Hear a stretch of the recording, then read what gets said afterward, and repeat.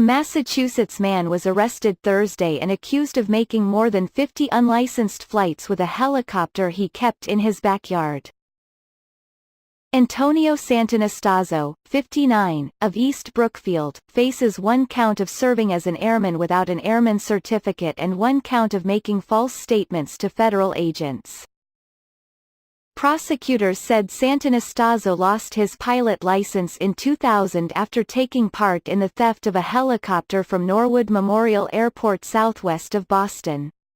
Despite the license revocation, the government said, Santonastaso made more than 4 dozen flights between April 28 and November 11 of last year along what Federal Aviation Administration inspectors described as an extremely hazardous flight path.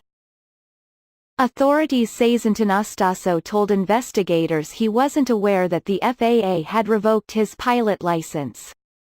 Prosecutors said Santonastaso also lied about applying for a medical certificate, which is required to operate an aircraft. Santonastaso was arraigned in Worcester Federal Court Thursday afternoon.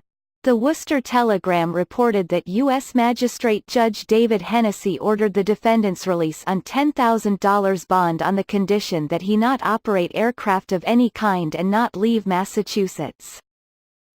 The paper reported that Santonastaso pleaded guilty to larceny in the 2000 helicopter theft after initially claiming that he couldn't have stolen the helicopter because he was overseas performing black ops.